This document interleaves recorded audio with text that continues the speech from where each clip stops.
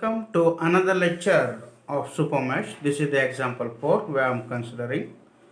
In this, determine the current using supermesh analysis. Determine the current using supermesh analysis in 5 ohm. In 5 ohm, I was supposed to find the current. The circuit diagram is shown here. Okay.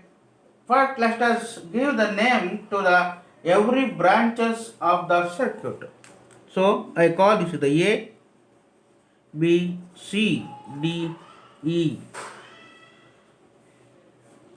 F, G and H. See, since the presence of independent current source 2 ampere, this forms the supermesh. Okay, as we discussed in the earlier, first we will give the name currents to the individual mesh on supermesh concept, mesh concept. I'll assume this is the current direction of mesh 1, I1. I call this is the mesh 1 and this the current flowing is the I1. Similarly, I'll assume this as the mesh 2 and the current flowing here is I2. And similarly, this is mesh 3 and the current flowing here is I3. Okay, first, whenever this problem exists, first we have to solve the branch where there is an independent or dependent current sources. So we will solve for the G and D branch. GD branch where we have the independent current source. See that here 2 ampere. The direction of I2 and 2 ampere is same. So that we will have this equation as I2 minus I3 is equal to 2 ampere. In call this as the equation 1. I2 minus I3 is equal to 2 ampere. The direction of independent source, the direction of current source and the direction of the current of the mesh, if same, they have to be taken first, positive. And which is opposite to this should be taken as the negative. So I3 is opposite to the direction of the 2 ampere, so it is taken as negative. Okay, next, see mesh A, B, F, H, A. It's an ordinary mesh. There is no problem in solving this A, B, F, H, A, the first mesh. So that in the first mesh, and I1 will be positive, we will have 15 I1.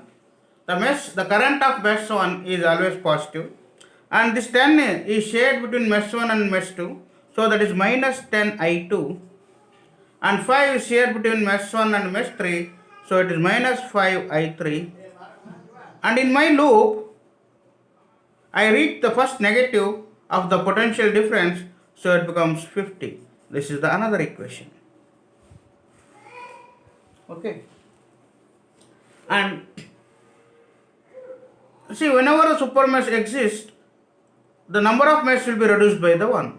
See, this is after taking this equation, this part will be reduced.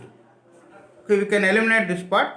Totally forms the single mesh, that is F, B, C, D, F, G, B, C, D, E, F. This is supermesh. For this supermesh, the mesh law cannot be applied.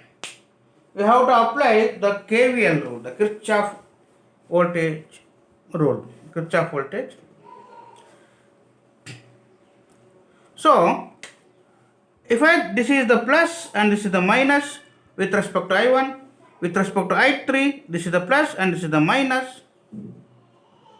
Okay, and with respect to I1, this is the plus and this is minus. With respect to I2, this is the plus and this is the minus. Okay, this is plus, minus. Okay, plus, minus. This is plus with respect to I2 and minus with respect to I2. This is a plus with respect to I3 and minus with respect to I3. Anyone you have to consider.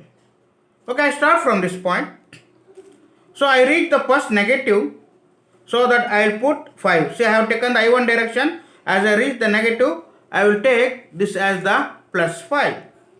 So this is I1 minus I3, because current through 5 ohm is I1 minus I3. As I move there upwards, again I reach the negative of with respect to I1.